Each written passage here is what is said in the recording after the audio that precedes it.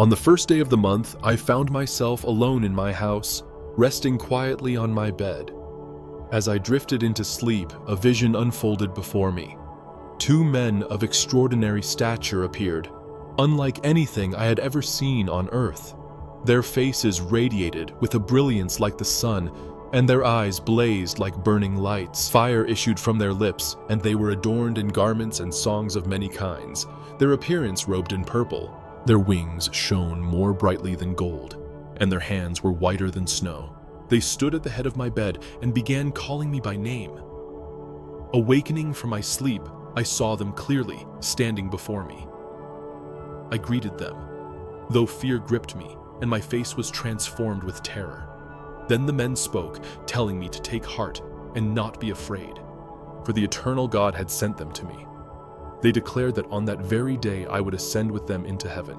They instructed me to inform my sons and my entire household of all they must do in my absence on earth within our home, and that no one should come looking for me until the Lord returned me to them.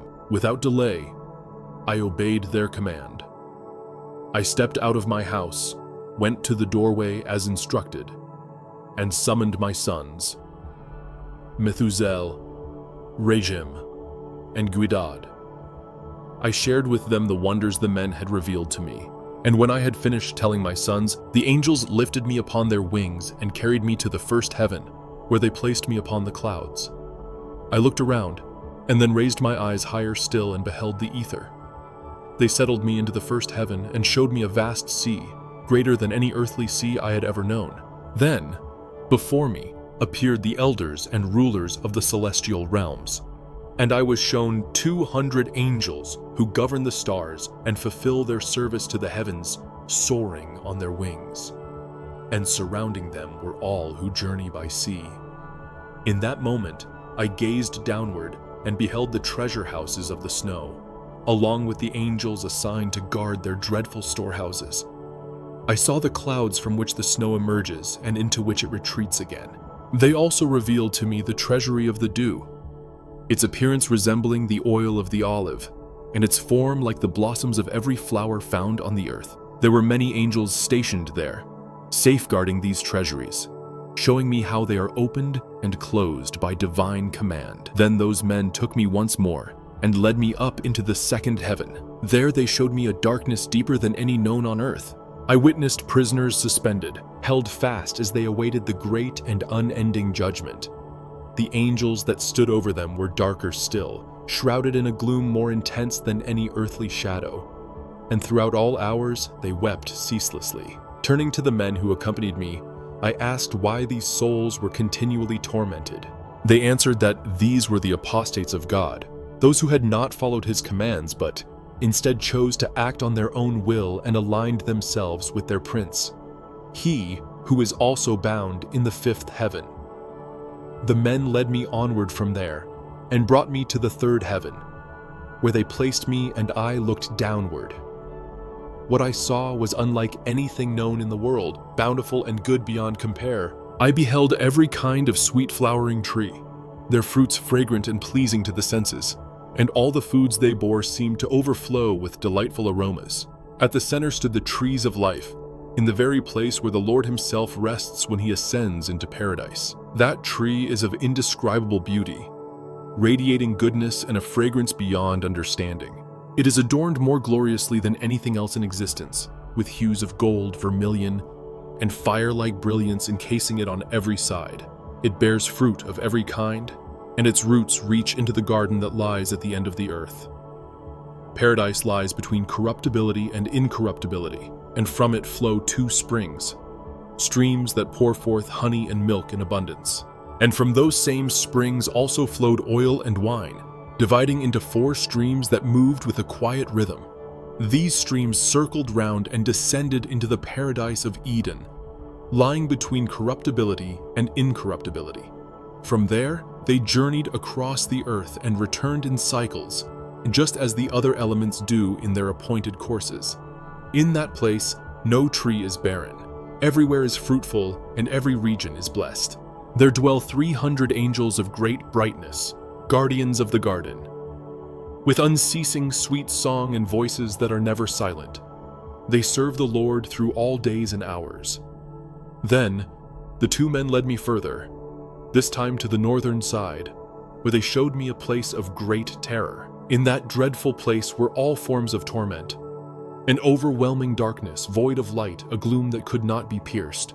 There was no light save for the dim glow of murky fire, constantly blazing upward. A fiery river flowed through the land, and the entire region burned with flame. Yet side by side with the fire were frost and ice, an unrelenting thirst and trembling cold. The chains and bonds were merciless, and the angels who guarded the place were terrifying, without compassion. They wielded weapons of wrath and executed punishment without mercy. Witnessing it, I cried out, "Woe, woe! How fearsome is this place!" The men replied to me, saying, "This place, O Enoch, is prepared for those who dishonor God, those who on earth commit sins against nature, such as the corruption of children in the manner of Sodom. It is for those who practice sorcery, cast enchantments, and engage in devilish witchcraft, who boast proudly of their evil deeds. It is for thieves, liars, slanderers, the envious and malicious, the fornicators and murderers. It is for those accursed ones who steal the souls of others, who seeing the poor, rob them of their few possessions and grow rich by oppression. It is for those who, having the power to feed the hungry, let them die in want, and who, having garments to give, left the naked to freeze. It is for those who knew not their Creator, who bowed before soulless and lifeless idols, gods that neither see nor hear, vain gods, who carved and worshipped images made by hands and bent the knee to them. For all who gave themselves over to unclean handiwork, for all these is this place prepared, a place of eternal inheritance among the damned." After showing me this, the men took me and led me up into the fourth heaven, where they revealed to me the ordered courses of the celestial bodies, the movements of the sun and the moon, and all the rays of their light. I measured their paths and compared the brightness of their lights, and I saw that the sun's radiance far surpassed that of the moon. The sun's course ran on wheels, moving like the wind with a speed most wondrous. It rested neither by day nor by night, endlessly passing and returning.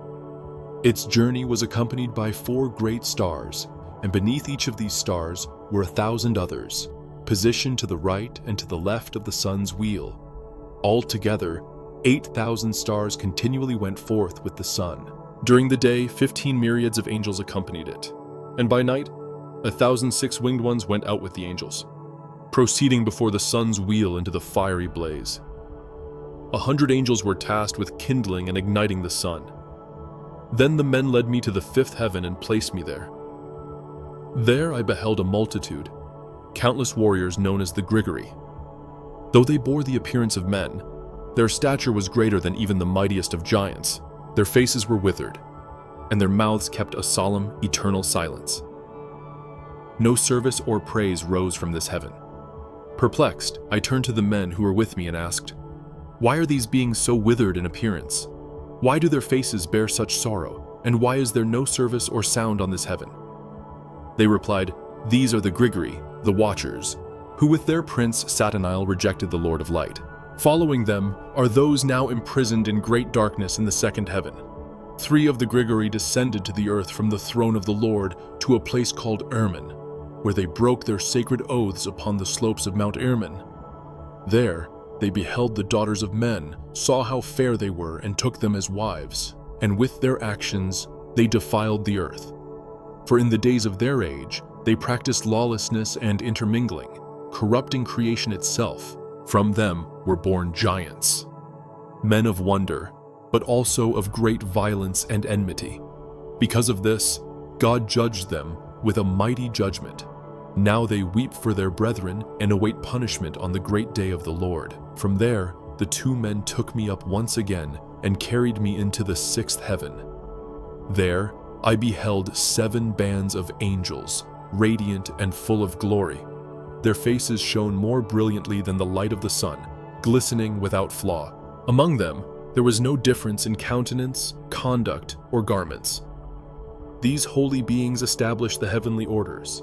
They study the courses of the stars, the phases of the moon, the revolution of the sun, and the harmonious governance of the world.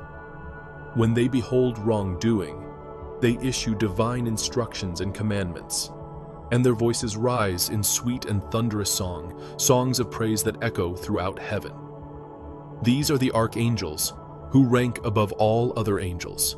They measure every form of life, both in heaven and on earth.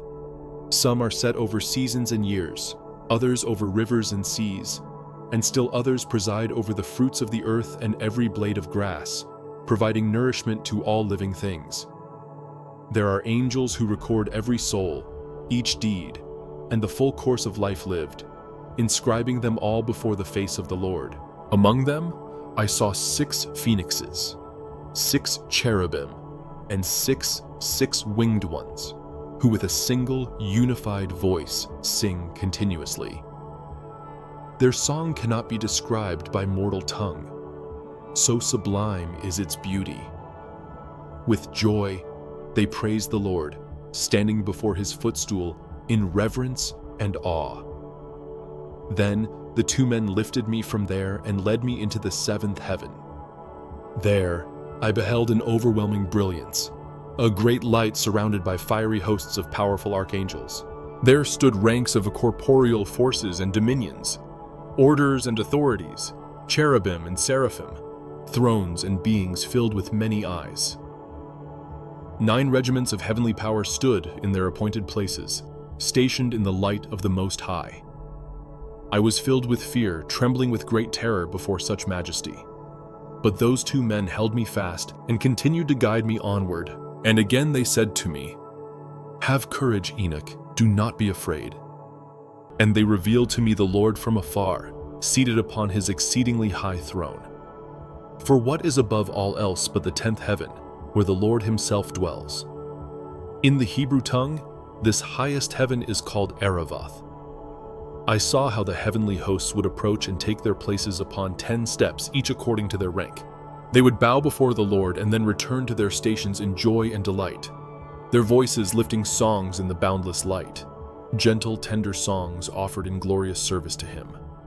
Then my vision was carried to the 8th heaven, known in Hebrew as Mazalah. This is the changer of the seasons, the one who governs times of drought and of rain. And it is also the place of the 12 constellations, forming the great circle of the firmament above the 7th heaven. Next I was shown the 9th heaven, which is called Kochavim in the Hebrew tongue, and there were the celestial dwellings of those same 12 constellations that form the circle of the heavens. And finally, in the 10th heaven, Aravath, I beheld the appearance of the Lord's face. It shone like iron glowing in fire, emitting sparks, burning with divine brilliance. I saw it, but truly his face is beyond expression, marvelous, fearsome, dreadful beyond compare. Who am I to speak of the indescribable essence of the Lord, or the mystery of his wondrous face?